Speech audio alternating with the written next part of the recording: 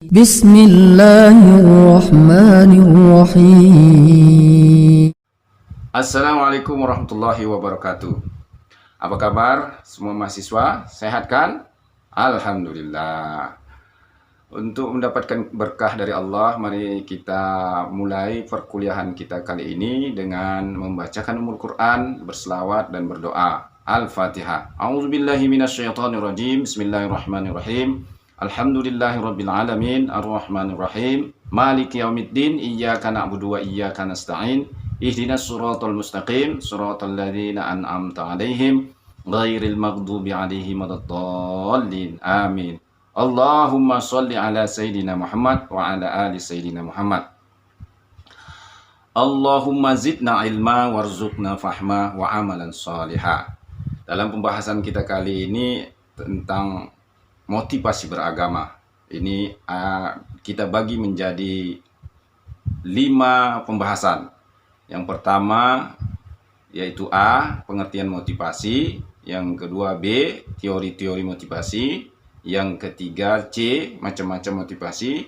Dan yang keempat adalah prinsip-prinsip motivasi. Dan yang terakhir adalah motivasi beragama. Untuk selanjutnya mari kita lihat slide. Pengertian motivasi.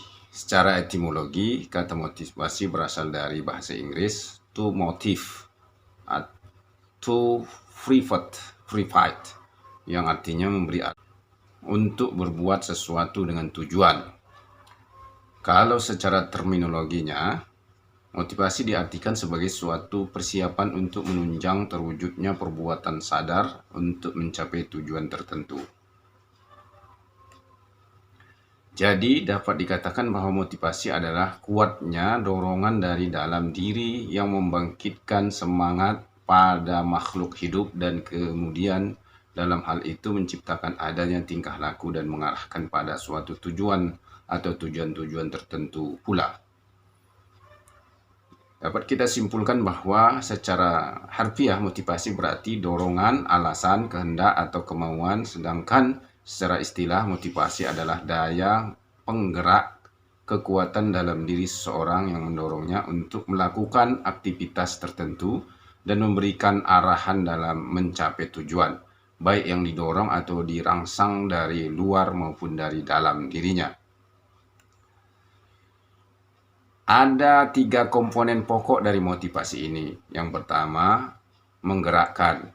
Dalam hal ini, motivasi menimbulkan kekuatan pada individu, membawa seseorang untuk bertindak dengan cara tertentu, misalnya kekuatan dalam hal ingatan, respon-respon efektif, dan kecenderungan mendapat kesenangan. Kedua, mengarahkan berarti motivasi mengarahkan tingkah laku, dengan demikian ia menyediakan suatu orientasi tujuan. Dan yang ketiga, menopang. Artinya, motivasi digunakan untuk menjaga dan menopang tingkah laku lingkungan sekitar, harus menguatkan intensitas dan arah dorongan-dorongan dan kekuatan-kekuatan individu. Yang kedua atau B, teori-teori motivasi. Yang pertama, ada beberapa teori-teori motivasi di sini. Yang pertama adalah teori hedonisme. Hedonisme berasal dari bahasa Yunani yang berarti kesukaan, kesenangan atau kenikmatan. Hedonisme adalah suatu aliran filsafat yang memandang bahwa tujuan hidup yang utama pada manusia adalah mencari kesenangan yang bersifat duniawi. Implementasi dari teori ini adalah adanya anggapan bahwa semua orang akan cenderung menghindari hal-hal yang sulit dan menyusahkan atau yang mengandung resiko yang berat dan lebih suka melakukan sesuatu yang mendatangkan kesenangan baginya.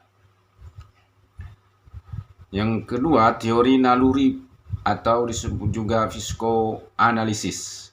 Teori ini merupakan bagian terpenting dari pandangan mekanisme terhadap manusia. Naluri merupakan suatu kekuatan biologis bawaan yang mempengaruhi anggota tubuh untuk berlaku dengan cara tertentu dalam keadaan tepat, sehingga semua pemikiran dan perilaku manusia merupakan hasil dari naluri yang diwariskan dan tidak ada hubungannya dengan akal. Pada dasarnya manusia memiliki 3 dorongan nafsu. Nafsu pokok yang dalam hal ini disebut juga naluri, yaitu naluri mempertahankan diri, naluri mengembangkan diri, dan naluri mengembangkan dan mempertahankan jenis kelamin. Yang ketiga, teori reaksi yang dipelajari. Teori ini berdasarkan apa yang dipelajari dari kebudayaan di tempat orang itu hidup. Orang belajar paling banyak dari lingkungan kebudayaan di tempat ia hidup dan dibesarkan. Oleh karena itu, teori ini disebut teori lingkungan kebudayaan.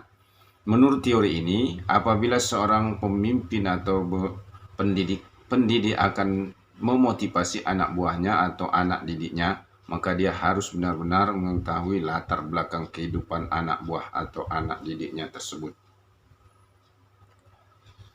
Teori yang keempat, drive theory. Teori ini merupakan perpaduan antara teori naluri dengan teori reaksi yang dipelajari.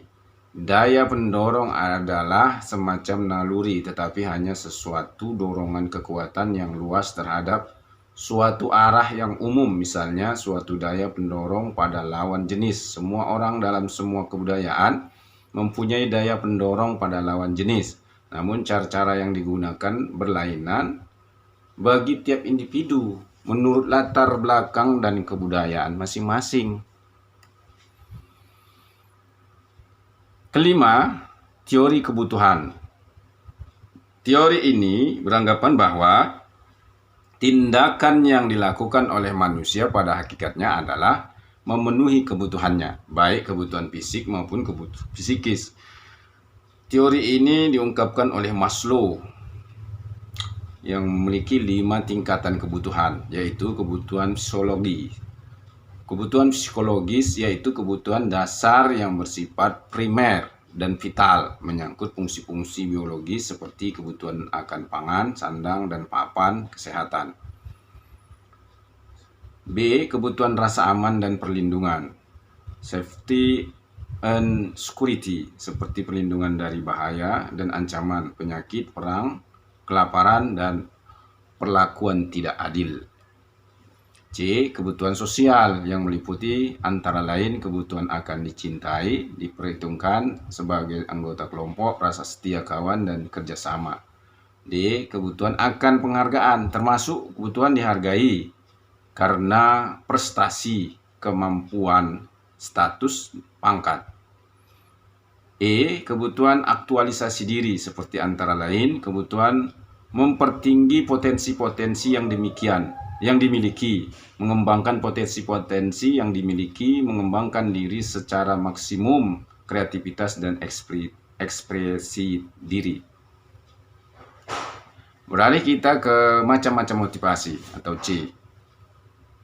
Woodward dan Marquis yang dikutip oleh Abdurrahman Saleh dan Muhbim Abdul Wahab menggolongkan motivasi menjadi 3 macam, yaitu kebutuhan organis, yaitu motivasi yang berkaitan dengan kebutuhan psikis seperti makan, minum, kebutuhan bergerak, dan tidur, seperti apa yang diungkapkan oleh Maslow tadi di atas, mirip. Yang kedua, motivasi darurat yang mencakup dorongan untuk menyelamatkan diri, dorongan untuk membalas, dorongan untuk berusaha, dan sebagainya. Dan ini juga mirip seperti apa yang dikatakan Maslow oleh kebutuhan rasa aman. Dalam hal ini, motivasi timbul atas keinginan seseorang, tetapi karena perangsang dari orang lain. Ketiga, motivasi objektif, yaitu motivasi yang diarahkan kepada objek atau tujuan tertentu di sekitar kita. Motif ini mencakup kebutuhan bereksplorasi, manipulasi, menaruh minat. Motivasi ini timbul karena dorongan untuk menghadapi dunia secara efektif. Nah, mari kita beralih ke D, prinsip-prinsip motivasi. Kenneth H. Wolfer mengatakan prinsip-prinsip motivasi sebagai berikut. Prinsip pertama adalah pujian lebih efektif daripada hukuman. Benarlah, ini berhubungan dengan reward dan punishment. Hukuman bersifat menghentikan suatu perbuatan, sedangkan pujian bersifat menghargai apa yang telah dilakukan, karena itu pujian lebih efektif dalam upaya mendorong motivasi belajar atau motivasi beragama. Kedua, motivasi yang bersumber dari dalam diri individu lebih efektif daripada motivasi yang berasal dari luar. Motivasi dari dalam memberi kepuasan kepada individu sesuai dengan ukuran yang ada dalam dirinya. 3. Tingkah laku perbuatan yang serasi sesuai dengan keinginan perlu dilakukan penguatan. 4. Motivasi mudah menjalar kepada orang lain, artinya ditularkan. 5. Pemahaman yang jelas terhadap tujuan-tujuan yang akan dicapai akan merangsang anak dalam menjalankan aktivitas keberagamaannya. Apabila anak telah menyadari tujuan dari aktivitas keberagaman dan apa yang akan dicapai kelak, maka dorongan untuk menjalankan aktivitas keberagaman akan semakin meningkat. Yang terakhir, 6. Ganjaran yang berasal dari luar kadang-kadang diperlukan dan cukup efektif untuk merangsang menjalankan aktivitas keberagamaan. Dorongan berupa pujian, penghargaan oleh orang tua atau orang yang lebih dewasa terhadap keberhasilan anak dalam menjalankan aktivitas keberagamaan dapat merangsang minat si anak lebih aktif dan berkreasi. Kepada motivasi beragama, disinilah kunci daripada pelajaran kita, yaitu motivasi beragama. Motivasi beragama adalah usaha yang ada dalam diri manusia yang mendorong untuk berbuat suatu tindakan keagamaan dengan tujuan tertentu atau usaha yang menyebabkan seseorang beragama. Sedangkan agama ialah sistem norma yang mengatur manusia dengan yang lainnya atau merupakan segenap kepercayaan kepada Sang Pencipta, serta dengan ajaran kebaktian dan kewajiban-kewajiban yang bertalian dengan kepercayaan itu. Sehingga motivasi atau dorongan beragama ialah merupakan dorongan psikis yang mempunyai landasan ilmiah dalam watak kejadian manusia. Dalam relung jiwanya, manusia merasakan adanya dorongan untuk mencari dan memikirkan Sang Penciptanya dan Pencipta alam semesta. Dorongan untuk menyembahnya, meminta pertolongan kepadanya setiap kali dia ditimpa malapetaka dan musibah. Agama berperan sebagai motivasi mendorong individu dalam melakukan aktivitas, karena perbuatan yang dilakukan dengan latar belakang agama dinilai mempunyai kesucian serta ketaatan. Manusia diciptakan Allah SWT dengan potensi dasar atau fitrah beragama.